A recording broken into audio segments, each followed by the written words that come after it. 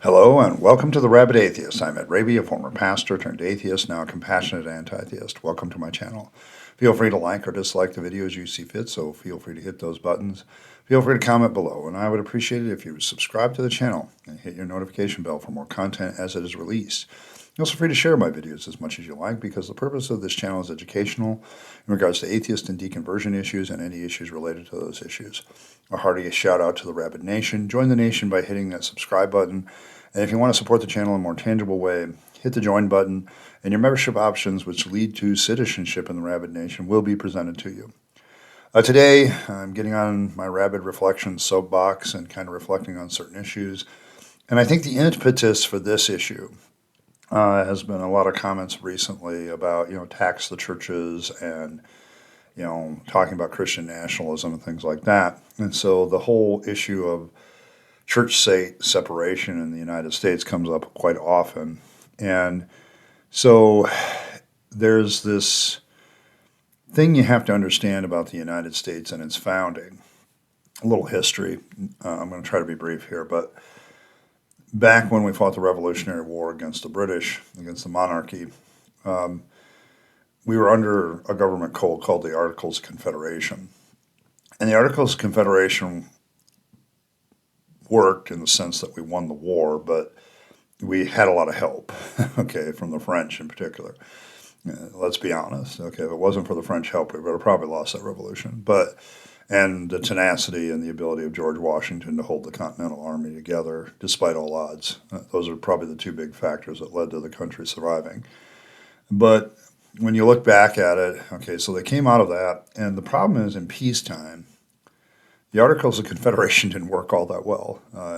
The problems began to surface. There was a march on Washington, group of people with their guns, demanding the central government do something. And so the government, as much as it pains me on a practical level, was too weak to really control itself. And what everybody's fears were, and this is my personal opinion, so take it for what it's worth, I think what everybody's fears were is that we're going to have these 13 colonies, now 13 states, start fighting with each other. And the bloody history of Europe, as a lot of people would call it, was going to repeat itself, okay, only on a different shore.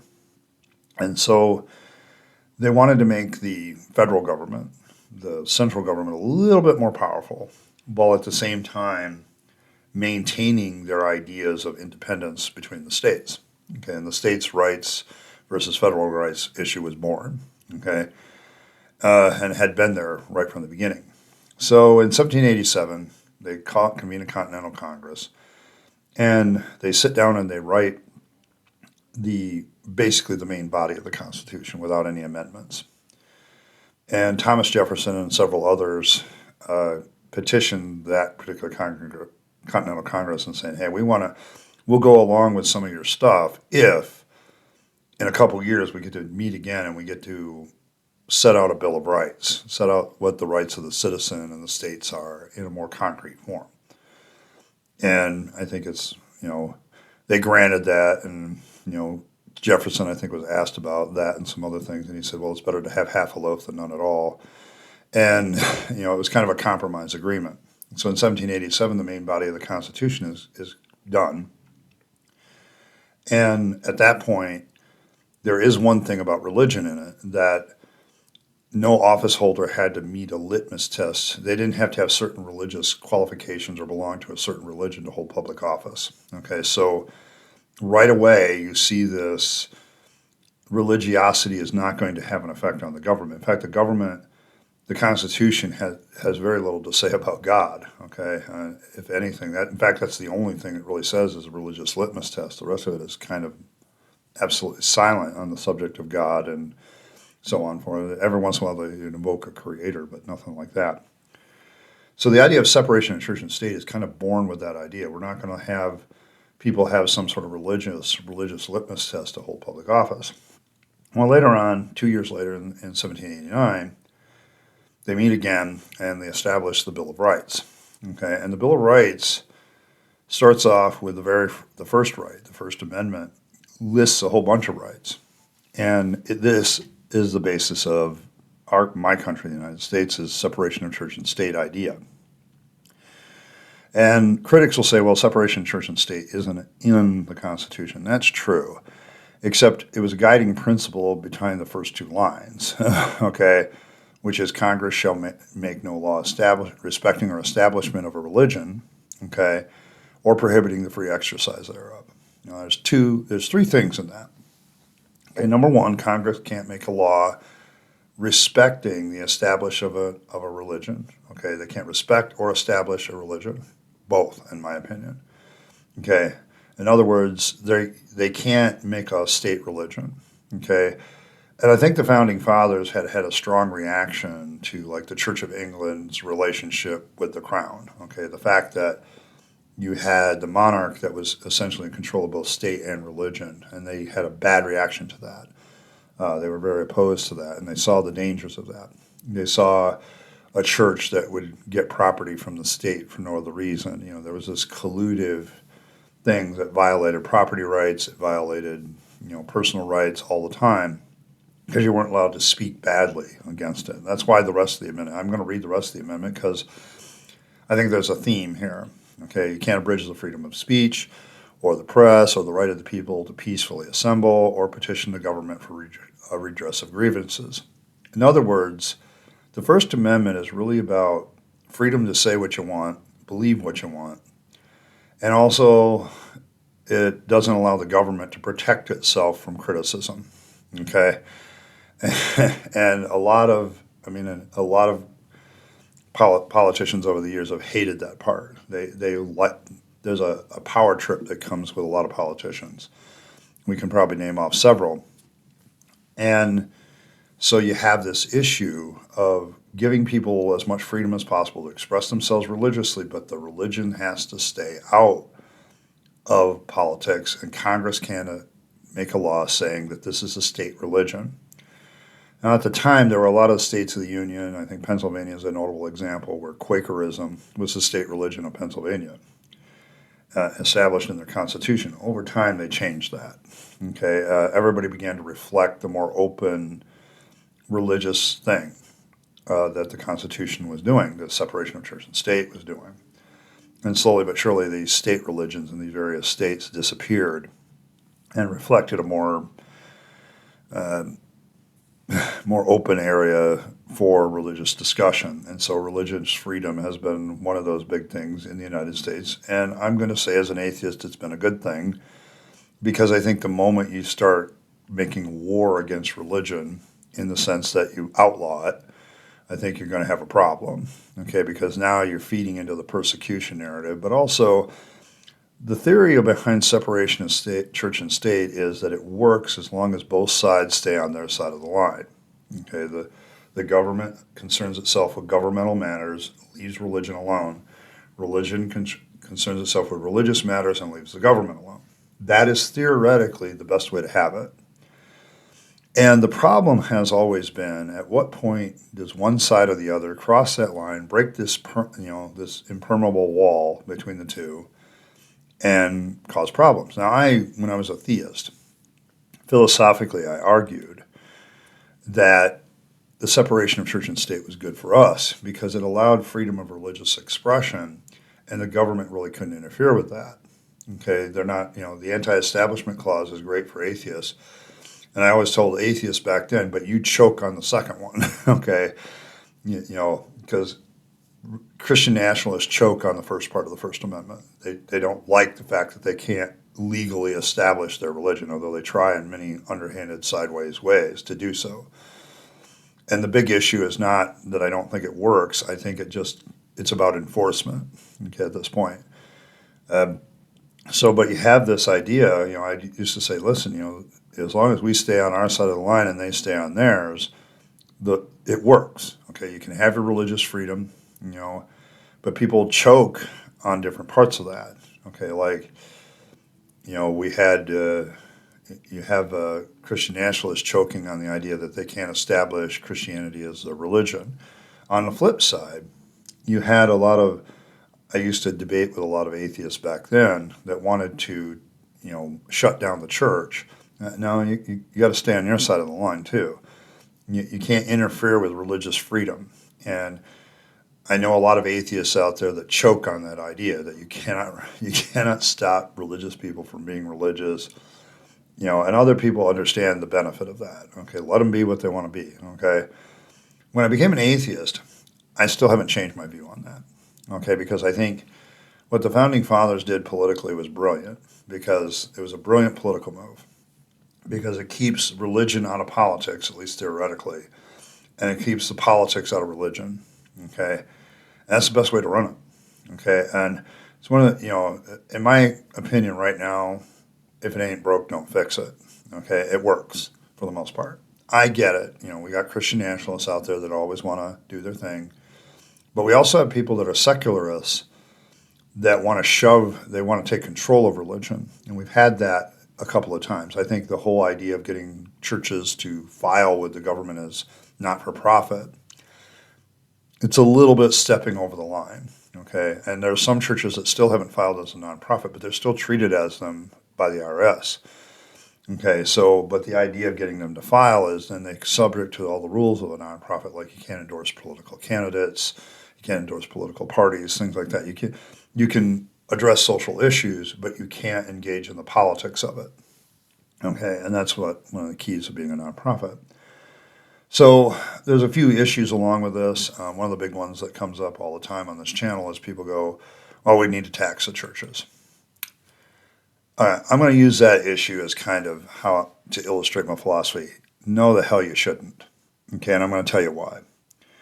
Number one, philosophically, I think it violates church and state. Now you have the state stepping over the line, and you're giving justification for religion to do the same. Okay, the state needs to give no credence to the idea that they're violating the separation of church and state. And so when the state steps over the line, that's just as bad for the whole principle as when the religious people step over. Okay, to me, philosophically, this is a problem, because you're basically saying, okay, religion, you're not allowed to do any of this stuff, but we're allowed to do stuff to you. Okay, we're allowed to tax you. We're allowed to force you to file. I think the whole getting them to do that was a violation of church and state the other way. And don't get me wrong, I know what the Christian nationalists are doing, and I oppose it and I fight it. Okay, but at the same time, when the state steps over the line, then they're breaking that separation too. The best way to have it is everybody staying on their own side. Politically, this has problems, because what's going to happen, and it's going to be a political public opinion thing, okay, both, is the moment you start taxing the churches, the churches are going to cry foul. Number one, they're going to sit there and say, no, wait a minute. You're going to take our money, but you're going to keep all these laws in place for nonprofits that say that I can't endorse political candidates, I can't endorse political parties still. So you're gagging me in my ability to tell the government what to do with the money, but you're going to still take my money. Okay? You see how problematic that is? You're taking their money, and you're not letting them tell the government how to spend it. Okay, that's very problematic to me. Okay, I would have a problem with that with any group of people. If you suddenly taxed, tall people that are over 6'3", and then put a gag, like myself, and then you put a gag order in saying that I can't engage in political activity to tell you how that government should be spent, that is patently ethically unfair to me. Okay, and so that's bad. Okay, so if you're going to tax the churches, they're going to demand politically that you remove the gag orders, that they can now endorse, if they're not going to be treated like not-for-profits anymore. See, because there's a protection for the state in leaving nonprofits alone too. Okay, because as long as they don't interfere with nonprofit activity, then they can maintain, hey, don't talk about politics, don't endorse candidates. Okay, but the moment you start treating them like for-profit enterprises and taxing their money, now they're going to say, no, wait a minute, the government's taking my money, but I'm not allowed to say anything about who I want to be in charge of who spends it? How's that fair? Okay, and I'm telling you right now, the best way to leave, don't tax them. And in other words, on a practical level, you're not going to make that much money anyway. Okay, I think a lot of you look at the Joel Osteens of the world and think that's what's normal. I did, Joel Osteen, Joyce Myers, all those faith preachers, you want to go after them and get a lot of their money. But I'm going to tell you, the vast majority of churches are shrinking and they're getting old and they're going to start shutting down. And that revenue stream is not going to be as good as you think it is. Okay, it's going to, it's going to disappear. In fact, if you start treating them like not-for-profits, like profit corporations, then what they're going to do, balance books even. We didn't make any money, we didn't lose any money. They will find a way to do that, okay, as not-for-profits, and you won't make a dime, okay? And it will happen, okay? In addition, you're going to have public opinion turn against you very quickly, because as much as people are turning more secular in the United States, they would have a problem with people, the state taking money from people that are just doing religious activities. I don't think you're going to win the public opinion war on that one either. And it questions what a not-for-profit is. Can all non-for-profits be taxed then? Is that what you want? I think taxing the churches opens up a whole can of worms that I don't even want to go down. And in addition, the moment you start to do it, you're going to see the government get sued, and they have the right to sue based on the First Amendment to redress grievances. You're going to see the Catholic Church put their lawyers on it, the Lutherans, the big denominations, the evangelicals, are all going to go in front of the Supreme Court and try to get their day in court about this. And if you haven't listened to anything I say, if you disagree with everything I've said up to this point, I want you to think about this practical issue.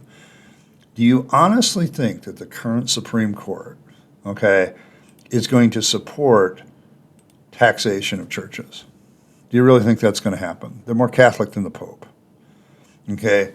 The moment the Catholic Church brings the lawsuit against the government for violation of the First Amendment, that they're interfering with the free exercise of religion, the Supreme Court, and here's the funny part, you won't get like a 7-2 decision on it. You might get a 9-0 on this one, okay, where they say, no, the First Amendment's pretty clear here. You're not allowed to interfere with the free exercise of religion. You're taking their money. You're interfering with the free exercise of their religion. And it's going to happen. To me, taxing the church is unconstitutional, okay? Whether you agree with that philosophically or whatever, they benefit from this and this. Yeah, there's a lot of free riders. Welcome to economics. Okay, there's a shit ton of free riders. Okay, that free ride off the government's money all the time.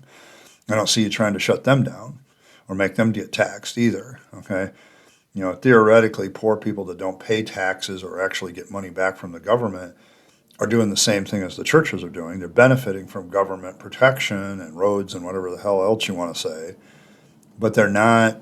They're not paying taxes for it. In fact, many of them are getting money back. And so it's like you're not making a good case here. I'm going to tell you right now, if you haven't listened to the philosophical side of this and understand the benefit of the state staying on its side of the line too, then at least listen to the practical issue of politics and what's going to happen. You tax the churches, church will get more popular. Okay, and I don't want that. Leave them alone. The best way to let them die is to ignore them. Okay, okay. Now you oppose Christian nationalism. Keep that crap out of our schools. Keep it out of Congress. If you want to fight about chaplaincy and praying before public meetings and all this other crap, go right ahead. I think that you're well within your right of saying, sorry, that establishes a religion. But the moment you tax the churches, now the state is crossing the line. Okay. And now they're interfering with the second part of the Second Amendment. And, it brought up a whole lot of other issues of, assembly. Like during COVID, churches still wanted to meet. And it brought up the issue of, assembly. You either believe in the freedoms of the First Amendment. There's no exception clause that says during crisis we get to suspend all this. It doesn't say that. In fact, it's a constitutional strength is demonstrated when, during times of crisis, rights are still maintained. Okay, that shows that you really believe in freedom and things like that, from my perspective as a classical liberal libertarian. So, from my perspective, this is a bad idea. And the church is just a good way of illustrating that you need to understand that the separation of church and state is a two-way street. The state needs to stay on its sideline, too. Okay, as well as religion needs to be put over here, state needs to be put over here, and we keep them apart from each other.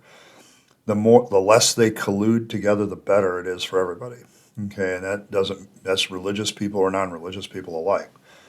It's all about generating a society where everybody can be who they are, say what they are, and that can be on the subject of religion, and nobody is really, taking the piss in each other's Wheaties, so to speak.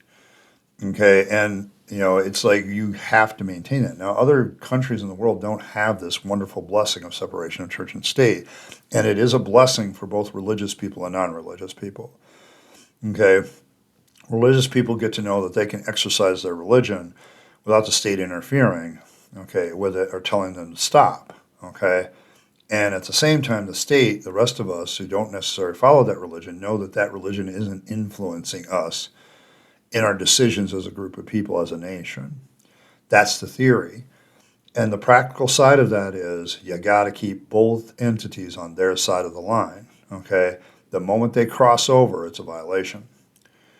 Um, just today has been, that's just my thoughts on it. I'd be interested in what you guys have to say in the comments. It's been an interesting week. Otherwise, dealing with some of the comments. My Joyce Meyer video got a lot of airplay this week. Where I'm talking about charismatics, and a lot of people brought up women in the church, and so on and so forth. But it became more of a theological discussion. I'm not into that. Um, but yes. I know that with the church and state issue, that this is the people that come up most often is these rich ministers that fleece the flock. But I think, unfortunately, to maintain separation of church and state, it's a necessary evil. And I think the way to beat them, looking at a follow-up with the initial topic and Joyce Meyer video I did this week, is the best way to beat them is to continue to do what we're doing, changing culture by pushing this idea of religion is nonsense. Okay. And I think we have to win the culture battle there. Okay. And that's what's going to end up ending religion altogether. I'm not sure that religion will ever die in the United States. It seems to be part of our culture, particularly Christianity. But we can minimize its effects, its negative effects, by making less and less people religious. And how do you do that? Well, you keep talking about the fact that what they believe is nonsense and doesn't line up with reality. I had a few other, comments. I get a lot of the same comments from theists these days. They're, they try to bring up, my personal issues with faith, or they challenge the idea, okay, a guy who became an atheist, who is a pastor, who became an atheist, and is now trying to encourage other people to do so. I want to address that. Yes, I am. Okay. It goes along with the whole compassionate anti-theism thing that I get questioned on from time to time. And even this week, I got questioned on it. Being an anti-theist for me doesn't mean I'm against theists. I'm against theism. Okay. And I am against religious effect in society, okay? But I don't fight that using the government, okay? Going back to church and state, I fight that using YouTube. I fight that, by hopefully writing a book about it eventually someday. But for me, the whole issue is to remove the religious effects from society, because I think, given a cost-benefit analysis, using history and societal ills and everything else, it's not worth it anymore. Okay, it causes more harm than good. And so yes, I still do that. And yes, I even say so in my opening video. If you get on the main page of this channel and the 5 reasons you should join this channel, I think my reason number 5 is, if you're on the edge about your faith, I'm going to push you over. Okay? Because I feel it's good for you and good for everybody else. I'm a compassionate anti-theist because of that reason. That's my approach to it. That's my approach to separation of church and state. I am not interested in the state pushing religion around. Keep you on your side of the fence. Because then that allows me the freedom to address Christians, for instance, and avoid their whole persecution narrative. How are you persecuted? The state is leaving you completely alone. What is your deal? Okay, you're not being persecuted by the state, okay? And every time you do something with the state against them, it feeds their persecution narrative, and you don't want to do that. You don't want to do that at all. Yeah, we had a few other, yeah, how do you know that you only get one go around in life? Do you have evidence that we have an afterlife? I mean, I'm not the one that's making the claim, that, that somehow there's an afterlife. Okay, I got that comment. It was a really weird comment. They quote verses of scripture at me for the millionth time. I don't care what's in your book. The Joyce Meyer bit, well, she's a false teacher anyways. I find that one interesting. So you're basically saying that she's not on your team. And this goes to another one.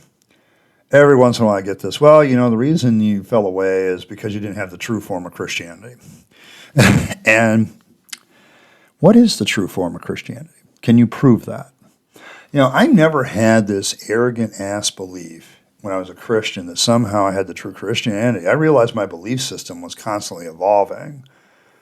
And how do you know that you have the true form of Christianity? I would know that if you're a Christian out there and you think you have the true form of Christianity, you present your form of Christianity, I know 90% of the Christians that will disagree with you. The only people that will agree with you are the people that are in your religion. And it's always, you just don't have the right thing. And it's like, okay, I don't care. I don't think any of it's right. I had a comment, your belief isn't necessary for God's existence. I assume that's what they meant. They said his existence. I would counter that in saying your belief doesn't prove his existence either. Okay? I don't really care. That I'm not looking at belief as a causal relationship here. Okay? I'm saying that belief is something that people do. And in my case, I don't have any belief in any God. Okay? And I know that a lot of theists don't like that, but that's kind of the way it is. There's just somebody said, well, God is love. Simple. The Bible's written by, this was a funny comment by Kathleen Wharton, I think it is. It's like, God is love, simple. The Bible's written by ignorant desert dwellers a long time ago. Give them a break. People are still trying to make sense of it. Why should I give them a break when what they say people still follow? And on what basis do you say God is love, if not for those same ignorant desert dwellers writing in 1 John somewhere, God is love? That is your basis for believing that. Okay, probably. So you want me to cut them a break, but then you want to absolutely use them as their authority. I don't understand that at all. Okay? People are still trying to make sense of it. No, I think people have a pretty good sense of what's going on in the Bible, and it's not a good one. Let's see. Anybody else giving me shit? The whole anti-theist. I had one person say, I love the term compassionate anti-theist, and then another person saying, I hate that term. There's multiple definitions to anti-theist. Maybe you should understand which one I'm using. Okay. Somebody said atheism is madness, but it's easier than thinking, which is ironic because in my Joyce Meyer video, Joyce basically says, you can think too much and it'll ruin your faith. First of all, atheism isn't madness. It's simply the negation. If atheism is madness, there's a pretty good chance that you're mad, sir, because I bet you don't believe in at least 4,000 gods that people say exist. So is that your form of madness? And I'm sorry, it's faith that doesn't think. I think all the time. Okay? So there's that aspect of it. I think atheists think a lot more than theists do. Theists just believe. Okay? And I know because I used to be one.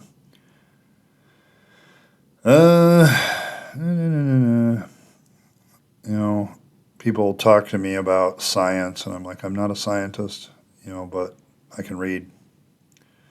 I think that's about it for the comments. It's kind of a dearth of comments. I responded to most of it, and just a note on that, responding to comments. I'm doing the best I can. Sometimes the best you're going to get is a like. Okay, I want to thank all the new subscribers personally, but that's been about it. I'm just getting kind of overwhelmed. But a little bit about the future, where we're going. The channel continues to grow at a steady rate, and I'm kind of happy for that. The big surge that I had at the end of January has kind of tapered down to, you know, 15 to 25 new subscribers every day, which is cool with me. I'd like more, of course, but we got to work at that. But I was talking with my therapist on Wednesday, and I'm moving in a direction of moving to the next level of being an atheist advocate. And part of that is writing this channel, but part of that is also continuing to do the work here, but also continuing to get into writing again. And I want to start writing on atheist and deconversion issues, including telling my own story in book form, getting that published. And then, my birthday is coming up. March is my birth month, and I have a tendency to, overplan. And being my autistic self, I tend to overplan and then get frustrated that I don't meet all my plans. So this year, I'm trying to dial it back. I'm making all these plans, and then, okay, I had to cut out half of that, and see what you can do. And I think I'm going to come up with hopefully a more realistic plan this year. But part of it is continuing to up my game here. And part of that is getting some new equipment. I need a new computer desperately. That's why I'm going to start pushing membership a lot more, as well as trying to come up with ways to finance this. And YouTube is going to be my financer, okay, in a lot of ways at start for a lot of this. Some people have asked me, now you're getting paid, what are you doing with the money?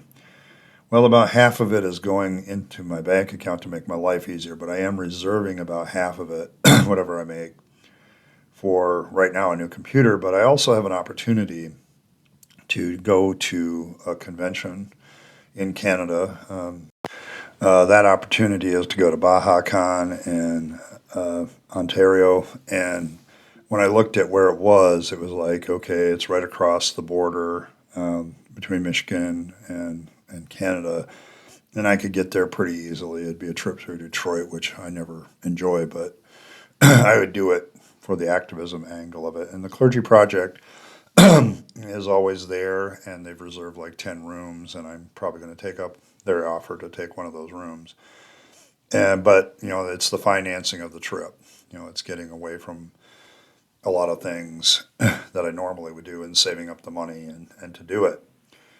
But the hope is, you make the connections and maybe things will be better. And by that time, it might be August, and I don't know where the channel will be by August. That's 4 months away. We could have reached our 10,000 goal and a few things of like that. So I'm continuing to try to build my brand, I guess, and I'm moving into that aspect of looking at the Rabyd Atheist as a brand, not just me. And one of the perks of being a rabid citizen, for instance, of membership, is you get a discount on Merc. Well, I don't have any Merc, but I'm thinking about it. I'm going that direction, but that also takes an upfront investment, okay, a lot of times. And so I'm kind of, looking at the channel now, I'm more branching into what are you going to do, okay, what are you going to do from here?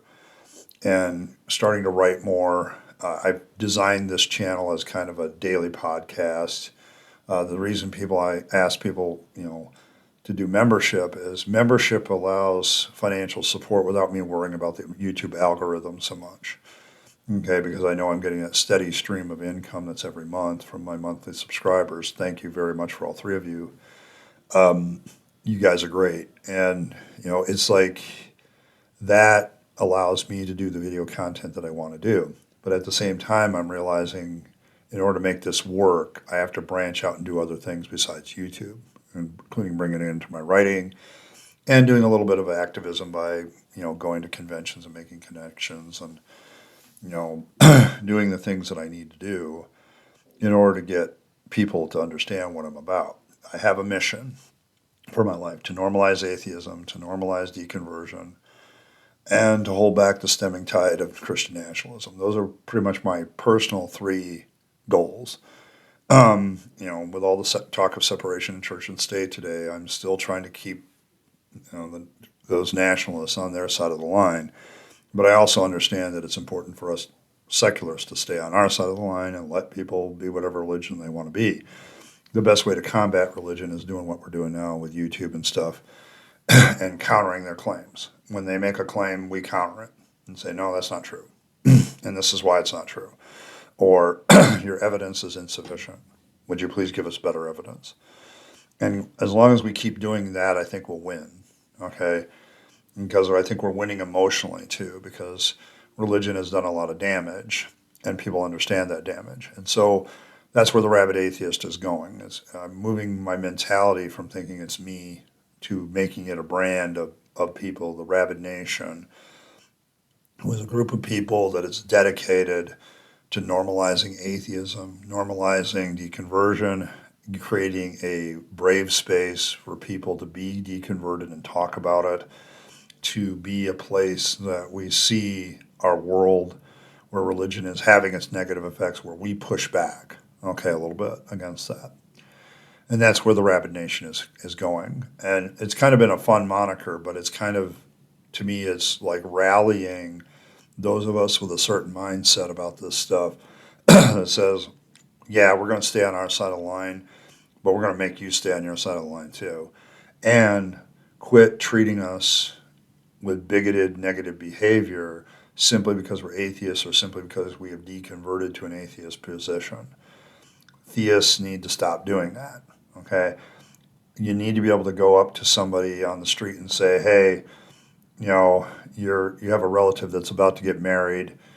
They're either going to, which one would you rather have them marry, a fundamentalist Christian or an atheist? And have that person respond, doesn't make a difference. That's when we know we've won. That's when we know we've normalized things. That the majority of people say it doesn't make a difference. Okay, you know, I can see where atheism has their points, and we're treated the same way. We'll know we've won when a politician gets up to speak and it doesn't matter what his religion is. That religious litmus test isn't just constitutional, but the religious litmus test is also cultural, where it doesn't matter to most people in culture whether a person has religion or not. Until those things have changed, this channel will have its mission. You know, my brand, the Rabyd Atheist, will have its mission. Okay, I am the Rabyd Atheist, but I also think that this needs to move to something else. And so that's kind of where I'm heading with it. And so hopefully that clears some things up about where this channel is going. We've come a long way, and and it's taken 4 years to get here. But for those of you that are the OG subscribers, you know, I remember Freebeard of Reason was talking to me. He says, I think it was subscriber 22. And I'm like, I'm a long way from subscriber 22. And it's been great in the growth of it, but I'm trying to figure out the best way to be most responsible with it and, you know, be responsible with the money. You know, the ad revenue I consider my own pay. Okay. You know, that's how I make my own personal money. But memberships need to be dedicated to what we're trying to do. Okay. And so I'm very cognizant of that, okay, of creating this brand and creating this organization.